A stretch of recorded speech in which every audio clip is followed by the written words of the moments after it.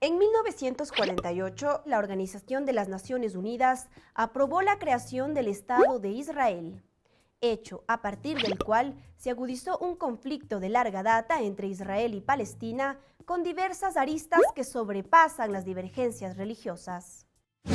A partir del año 48 se firma una declaración en la cual las proto-Naciones Unidas dividen los territorios de Palestina e Israel, ¿no? Otorgándoles a cada uno un lugar, ¿no?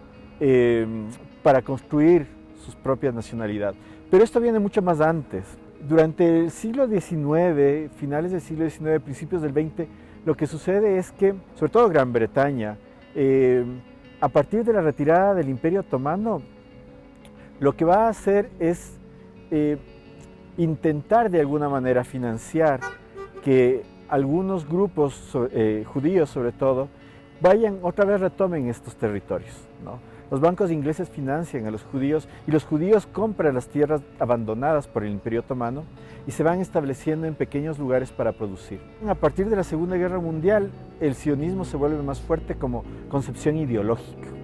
Y esto causa muchos problemas, porque retornan y al retornar son apoyados también por los ingleses, ¿no? Se produce una especie de acaparamiento de los territorios, se forman bandas criminales y terroristas israelíes que pretenden expulsar al pueblo árabe de sus tierras, ¿no? Se forma una agrupación terrorista llamada Irgun, que es la que va a causar una serie de estragos y expulsar de manera armada a los árabes, y los árabes se rebelan contra eso. Y en el 48, inmediatamente de que los israelíes se declaran como Estado, ¿no? Violando cualquier resolución de las otras naciones, los árabes empiezan a enfrentarse contra Israel. Pero no solamente es eso, sí, hay una clave geopolítica más que religiosa. Y esa clave geopolítica es que Israel es tremendamente importante estratégicamente para Estados Unidos. Es una ruta clave donde puedes tener conexión con el mundo a través del mar, donde tienes una serie de lugares donde hay muchísimas riquezas, muchísimo petróleo. Durante los años 60 se forma la OLP, la Organización para la Liberación de Palestina, liderada por Yasser Arafat.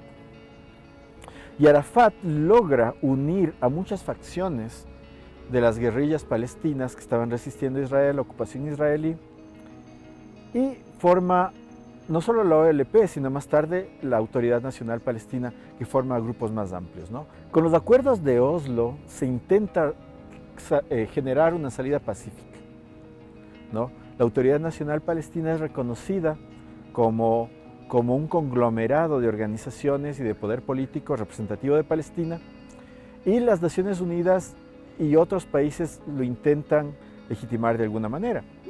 Pero lo que sucede es que Israel, a pesar de los acuerdos de Oslo, sigue poniendo asentamientos judíos y ocupando tierras palestinas, violando cualquier resolución internacional. El conflicto palestino-israelí es un tema complejo de abordar, considerando las permanentes tensiones de ambos lados.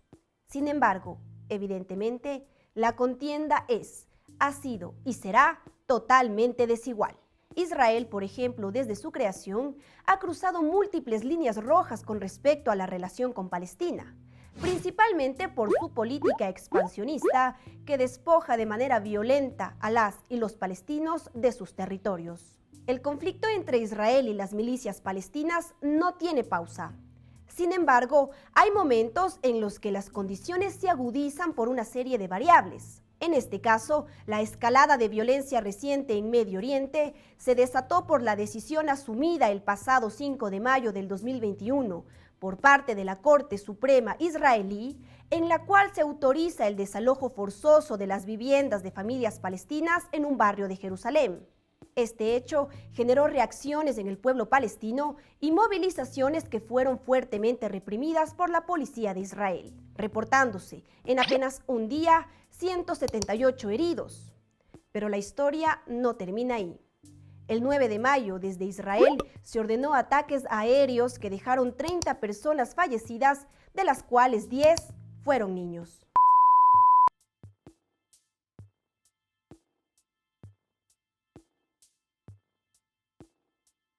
Después de 2 semanas de intensificación del conflicto, hasta el 18 de mayo se registraron 200 palestinos asesinados a causa de la guerra, entre los que están 58 menores.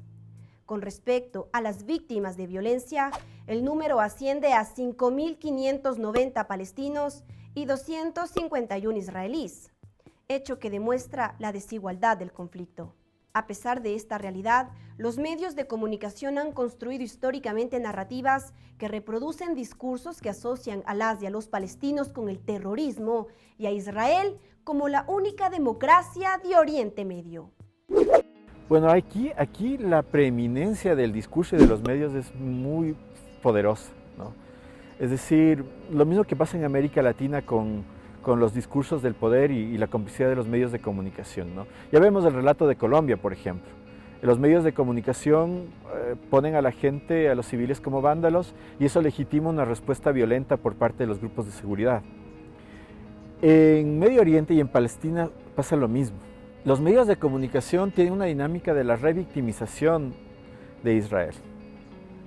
Es decir, es el pueblo judío, el pueblo que fue atacado por Hitler, que eso fue terrible obviamente, pero hay una dinámica de la revictimización y es una dinámica que ha calado tan profundamente, también el nacionalismo extremo del sionismo, ¿no?